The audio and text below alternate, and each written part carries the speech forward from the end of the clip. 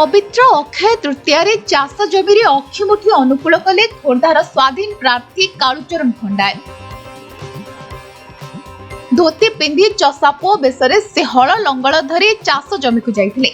जमीरे पूजार्चना करिबा परे धान पुणी अक्षिमुठी अनुकूल करथिले। एही अवसर रे से ओडिसार चाषी कुलर उन्नति कामना करिसेंती। एही शुभ दिवसरु से तांकर प्रचार आरंभ करिवे बोली कहिसेंती। खोर्धावासी विपुल मात्रा भोट दे जययुक्त कराइबाकू से समस्त अनुरोध करछन्ते। आज पवित्र अक्षय तृतीया चाषी भाई मानकर आज ठारू चाष काम आरंभ होई किंतु मो खोर्धा निर्वाचन मंडली जो चाषी भाई मैंने अच्छा आज पवित्र अक्षय तृतीय समस्त की मोर हार्दिक अभिनंदन। समस्ते आम ताशरे मन दबा, ताश नथले किछि नाही। आज ताश कले आम समस्ते भले रहिबा।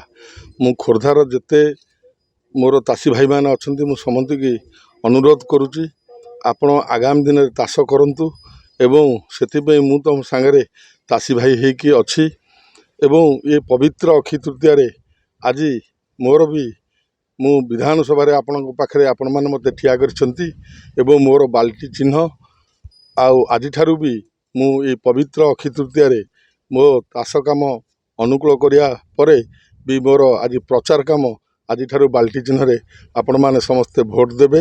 मु भी प्रचार काम आज आरंभ करी। खोर्धारो ललित मोहन महापात्रଙ୍କ रिपोर्ट समय लाइव।